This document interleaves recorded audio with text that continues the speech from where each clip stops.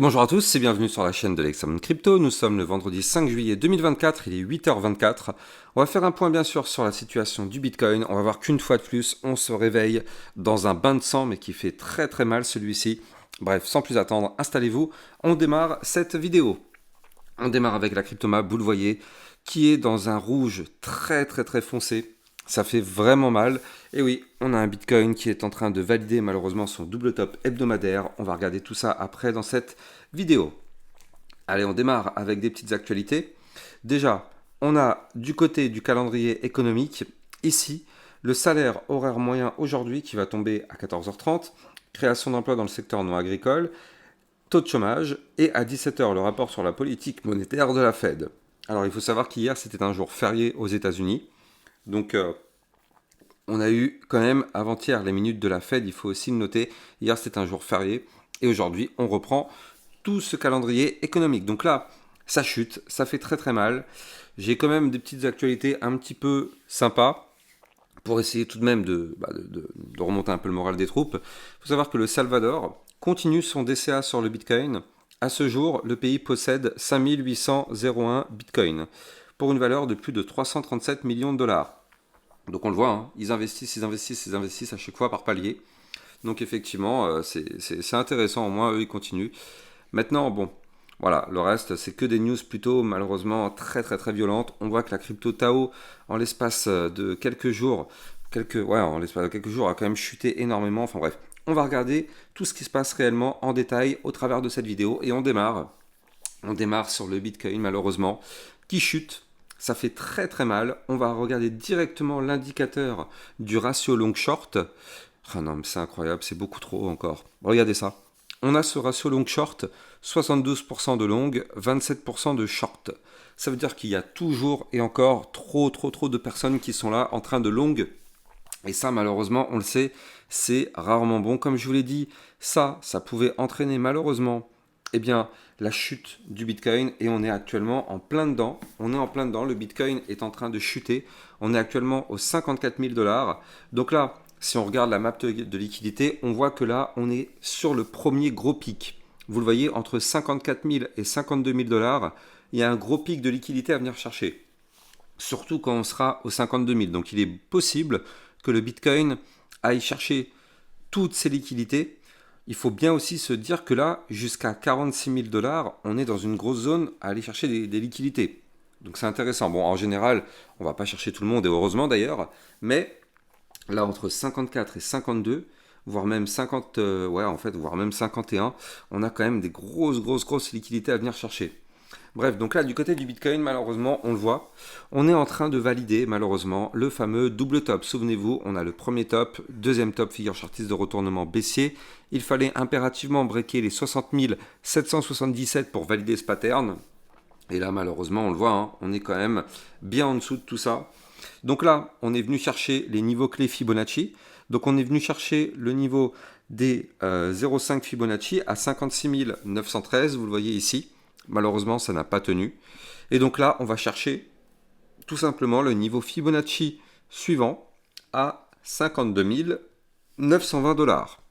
Alors, ce qui nous rassure un petit peu, c'est que là, juste au-dessus de la tête, on a un support. Avant de continuer la vidéo, je rappelle bien évidemment à tout le monde que tout ce que je vais dire n'est en aucun cas un conseil financier, c'est à vous de faire vos propres recherches et n'oubliez pas que le trading de crypto comporte des risques de perte partielle ou majeure. Donc là, on a été chercher le support des 53 622. Ce support, pour l'instant, tient. Donc tant qu'il tient, tant mieux. On n'ira pas chercher pour l'instant les supports en dessous. Mais si ce support vient à lâcher, vous l'avez compris, on ira chercher les 52 920, puis les 51 866, voire même les 51 105 ou encore les 50 512, et pourquoi pas les 48 804.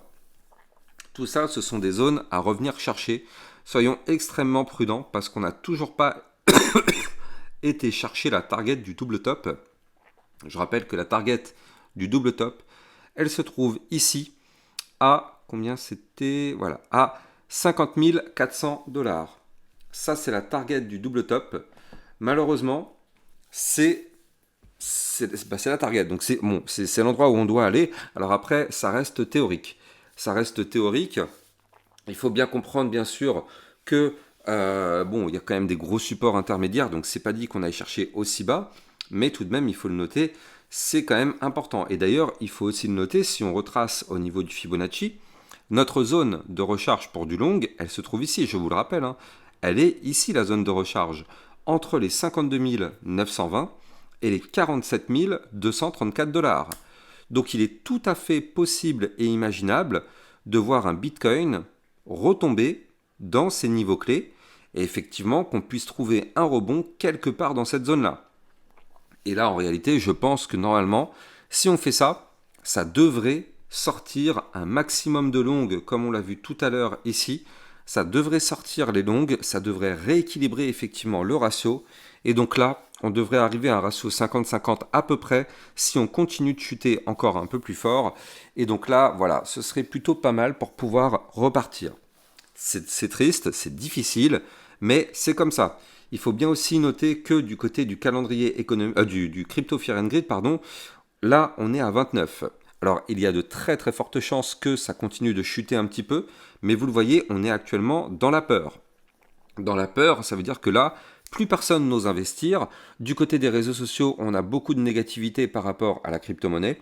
Et donc en général, plus on sera dans cette zone, voire même plus bas, hein, si on va chercher le rouge dans la zone de la peur, ici dans l'extrême peur, il faut savoir qu'en général, ça, ce sont des zones, la plupart du temps, très opportunes, parce qu'effectivement, plus les gens ont peur, mieux, mieux c'est, parce qu'en général, on sait que le marché repart quand les gens, enfin, quand le sentiment de marché est vraiment très, très, très négatif.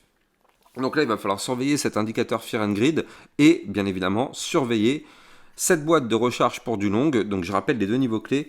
On entre dans la boîte de recharge à 52 920 et jusqu'à les 47 234 ou plus bas. Donc là, du côté du Bitcoin, je vais la laisser à la boîte, je ne vais pas l'enlever, je vais la laisser d'ailleurs. Du côté du Bitcoin, malheureusement, vous l'avez compris, on casse support après support. Donc là, ça ne sert à rien d'analyser quoi que ce soit, hein. Il n'y a rien vraiment à se mettre sous la dent. Vraiment, il n'y a rien du tout. Là, on fait des points bas de plus en plus bas dans toutes les échelles de temps. Donc là, pour l'instant, voilà, nous, il faut juste espérer que notre Bitcoin va rebondir à un moment donné sur un niveau clé de support. Regardez, on peut très très bien aussi revenir rechercher ici la moyenne mobile 50 périodes qui se trouve à 51 159 dollars. C'est un niveau clé qu'on peut parfaitement revenir rechercher pour pourquoi pas trouver un rebond. Ce niveau clé se trouve en plus de ça en plein dans la zone de recharge. Donc oui, c'est clairement une possibilité. Là, il y a deux écoles. Il y a l'école des personnes qui pensent qu'effectivement on est dans une excellente opportunité. Et moi, ce n'est pas un conseil financier, mais c'est ce que je pense aussi. Je pense que là, on est en train de préparer la deuxième partie du bull run. Donc là, c'est tout à fait logique que pendant l'été, la plupart du temps, on va pas se mentir, l'été, c'est jamais propice à la crypto et même d'ailleurs au marché financier. En général, l'été, il se passe pas grand-chose. Donc là, il faut tout de même pas oublier qu'on a un Bitcoin qui avait pump énormément. Donc là, on a eu pendant toute la première partie du bull run quand même des très jolis profits. Je rappelle que le Bitcoin était quand même à 17 000 ou 16 000 dollars, je crois, fin 2022. Voilà, c'était ici. Non, c'était même encore plus bas, hein, fin 2022. C'était ici. Vous le voyez? Voilà, fin 2022, à Noël, voilà, si je prends Noël, on était ici à 16 780. Donc il faut noter quand même qu'en l'espace d'un an et demi, hein, tout 2023 et la moitié 2024, le Bitcoin a fait quasiment que pump, que pump, que pump. Et puis derrière, vous le voyez, là, on est sur un retracement. Donc quand on prend du recul, tout de même, il faut se dire qu'on a déjà vécu une belle partie du bull run. Maintenant, est-ce que le bull run est terminé? Moi, personnellement, je pense que non. Dites-moi en commentaire ce que vous en pensez aussi, c'est hyper intéressant. Moi, je pense que non. Maintenant, on le savait, après la grosse montée du bull run, enfin la première partie du bull run qu'on a eu, forcément, le Bitcoin devait chuter. Et là, il est en train de le faire. Donc effectivement, c'est voilà, pour moi, en tout cas, je reste confiant pour la suite. Mais il faut bien comprendre évidemment que dans un marché crypto, et je le vois au travers des commentaires, il y a des personnes qui disent non mais c'est nul avec la crypto-monnaie, on fait que perdre, on fait que perdre. Mais ça c'est parce que c'est les gens qui sont rentrés ici, je suis désolé de le dire, mais ça, ce sont les personnes qui se sont fait avoir.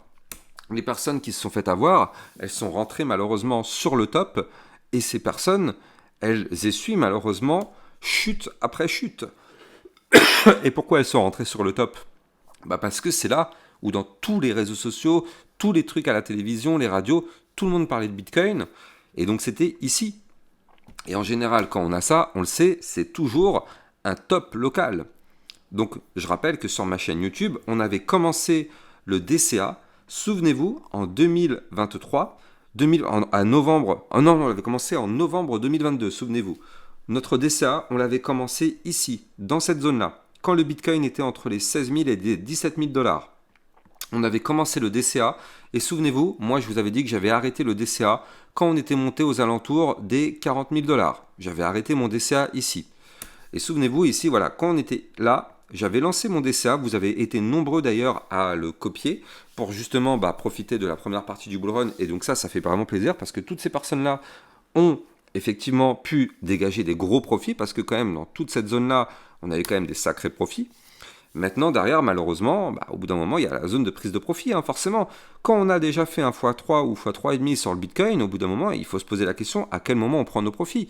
Donc nous, on a déjà pris une partie des profits sur le Bitcoin. Pour tous ceux qui me suivent maintenant depuis 2022, on a déjà pris une partie de nos profits. Maintenant, moi, ma règle, je le dis et je le répète, c'est que là, j'ai laissé encore un petit peu sur le Bitcoin. J'ai acheté quelques altcoins, effectivement, mais je compte recharger un petit peu plus bas, notamment ici, voilà. Moi, ma boîte de recharge est là sur le Bitcoin. Et sur les altcoins, effectivement, si le Bitcoin tombe encore un petit peu plus bas, ça fera un bain de sang nouveau et ça permettrait de réaccumuler certaines altcoins. Donc là, effectivement, moi, c'est mon scénario parce que moi, je vise effectivement le fait que le bull run n'est pas terminé. Maintenant, chacun a son scénario, chacun a le droit de penser ce qu'il veut. Et justement, c'est pour ça que c'est très très intéressant que vous me dites en commentaire ce que vous pensez. Pourquoi vous pensez que le bull run est fini ou que le bull run va continuer? C'est ça qui est intéressant, surtout l'explication que vous allez donner. Parce que si vous dites non, c'est fini ou non, ça va continuer, c'est bien, mais c'est inintéressant dans le sens où c'est l'explication qui compte. Bref, du côté de l'Ethereum, on le voit ici, je suis en vue actuellement hebdomadaire aussi. Qu'est-ce qu'on voit? Eh bien, on voit que là aussi, on reproduit le gigantesque double top que le Bitcoin est en train de faire. Vous le voyez, premier top, deuxième top sur l'Ethereum. Il ne faut absolument pas breaker la zone sur laquelle on se trouve actuellement. Donc elle est ici la zone, les 2867 dollars. Je ne sais pas si vous vous rendez compte, mais là on a un Ethereum sous les 2000 dollars quand même. Enfin sous les 3000 dollars, pardon. Alors qu'il y a encore quelques semaines, on gravitait à 3005, 3006. Là on est quand même sous les 3000 dollars. Et potentiellement, si on valide ce gigantesque double top sur l'Ethereum, parce que le Bitcoin pourrait continuer sa chute malheureusement, eh bien, je rappelle qu'on pourrait aller chercher du côté de l'Ethereum une target, parce que la target de ce double top, elle se trouve ici, à 1819 dollars. Alors bien sûr, en cours de route, on aura des résistances, des zones de support très très puissantes, notamment ici à 2477, voire même ici à 2188 dollars. Mais vous l'avez compris, dans tous les cas, si on a une chute, elle pourrait faire très très mal. Donc effectivement, à surveiller de très très près du côté de l'Ethereum, mais soyons extrêmement prudents tout de même, il faut le noter. On jette un coup d'œil sur la crypto Tao, parce que elle, c'est une catastrophe ce qu'elle est en train de nous faire.